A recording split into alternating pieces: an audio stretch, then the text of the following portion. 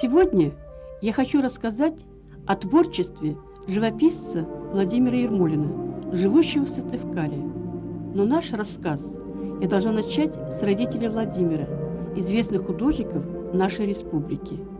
Народный художник России Рэм Николаевич Ермолин более 20 лет руководил Союзом художников Коми, занимался общественной деятельностью и плодотворно работал творчески, написав огромное количество холстов, повествующих о Коми-земле и ее людях. Елена Федоровна, мать Владимира, уроженка Ленинграда. В городе на Неве она познакомилась с Рэмом во время его учебы в художественном институте. Елена Федоровна – чуткий и талантливый человек. Она очень многому научила сына. Володя рос в особой среде, навеянной художественной культурой Санкт-Петербурга, среди творческой интеллигенции Республики Коми.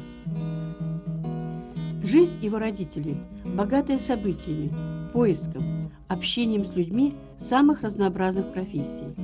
Интерьер квартиры заполняет уникальная коллекция: рисунки, акварели, живопись, линогравюры и ксилографии, подаренные семье Ермолиных известными художниками. Творчество какого художника ближе тебе? Ермолина Рэма Николаевича или Ермолиной Елены Федоровны?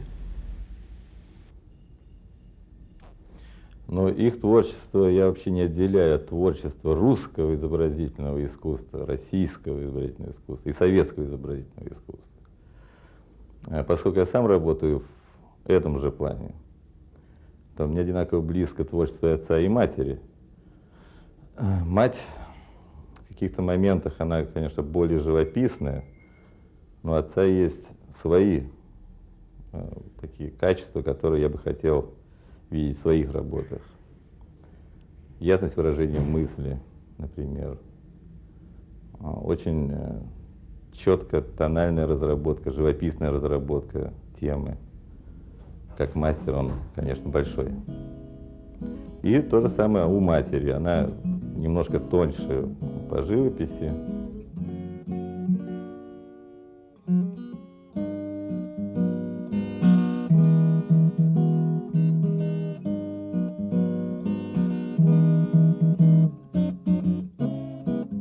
Не мешала ли тебе, твоему творчеству, слава твоих родителей, как живописцев республики? Слава родителей как художников. В общем-то, как художнику, наверное, нет. И, скорее всего, слава отца для меня значения особо не имела, потому что это мой отец. Я воспринимал не только как художника, а как отца. Я у него многому учился, и у матери, и у отца. Ну как? Поскольку, конечно, я вырос в семье художников и постоянно видел их работы, влияние работ отца и матери, конечно, на моем творчестве сказывалось в определенный момент. И меня иногда укоряли на выставкомах в том, что вот эта работа, ну, скажем, очень похожа на Рэма Николаевича Ермолина. На что я ответил, что это все-таки школа, и если я похож на такого мастера в данном моменте, то я этим только горжусь. Но это определенный период ученичества, это, видимо, прошли все художники, должны пройти. Приверженность к каким-то определенным течениям в искусстве, к определенному художнику. Вот важно в дальнейшем уйти от авторитета, от давления какого-то мастера. Если смог художник найти свое, значит, все нормально, он вырвался из-под какого-то влияния. Сказать, что мешала известность отца как художника, я думаю, что нет. В чем-то помогла. Я ведь слежу постоянно за твоим творчеством, за развитием его, и знаю, что ты писал портреты. Почему все-таки ты выделил всех жанров пейзаж, а от портрета отошел? Не знаю, мне с природой проще общаться, чем с людьми. Просто поэтому, скорее всего. Какое любимое это состояние природы? Время года? Мое любимое состояние природы – это природа. В любое время года, в любое время дня. Любимое тогда состояние, когда совпадает с твоим настроением. Скорее всего, вот так вот. Вот тогда хочется писать. Когда что-то увиделось, может быть, внезапно, может быть, что-то такое. Это не важно когда. Ночь, день, лето, осень, зима.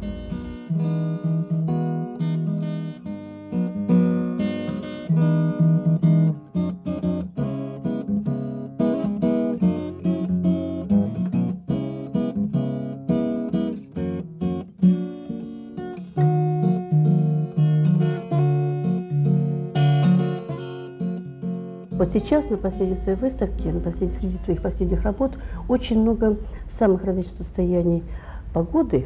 И самое интересное, что ты стал писать даже дождь. Ну, природа тут вообще ни при чем. Это все, конечно, только от меня зависит. Ну, с годами приходят другие интонации, находишь в природе, которые не видел в юности. И, может быть, забываешь то, что видел в юности, как-то уходит. Ну, как жизнь, она меняется. Меняюсь я, меняется природа, которая мне нравится.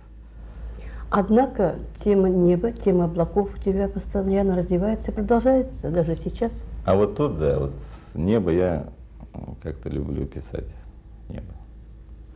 В моих пейзажах в основном много неба. Вот, кстати, вот отец мой в пейзажах писал мало неба. Ну, в картинах, когда присутствовал пейзаж. Когда ему на это говорили, что мало неба, он говорит, я человек земной. Писал больше землю. Ну, выходит, что я больше смотрю на небо.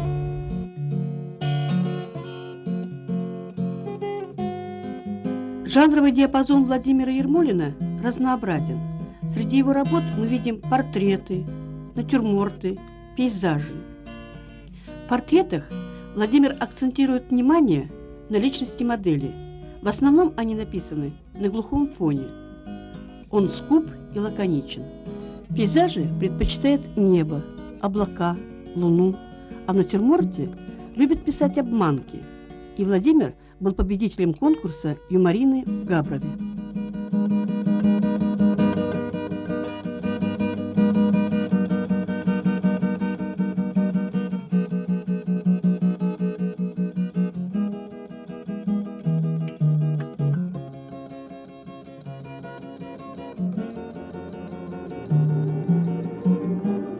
Село Ип – благодатное место.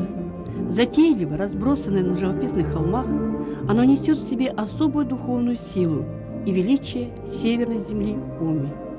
Архитектурным центром села является Свято-Вознесенский храм, построенный на самом высоком холме.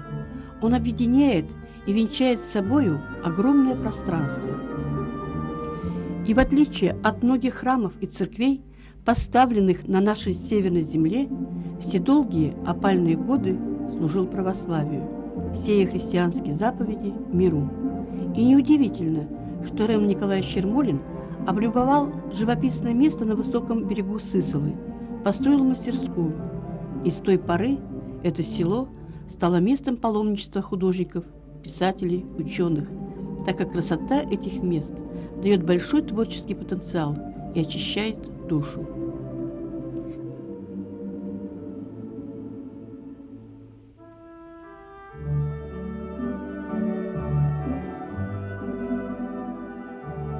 И в большом гостеприимном доме есть удивительная стена, стена автографов, где расписываются многочисленные гости.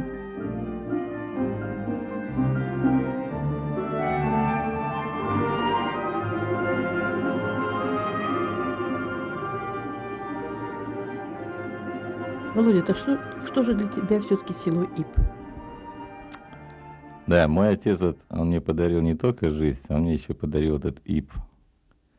Именно это место. По весне, когда я вот выходил на любимые поля, тут недалеко, метров 200-300, была проблема, с чего начать этюды. Я больше времени тратил на выбор наиболее красивого места для этюдов, чем, так сказать, тратил время на написание собственных. Писал с утра и до вечера, потому что было жалко упустить время. И уже к вечеру совершенно как бы без сил глядел на закат, и просто ноги сами несли писать его, и это написал. Много этюдов, достаточно много. И кое-какие этюды, прям вот они просятся на увеличение на холст.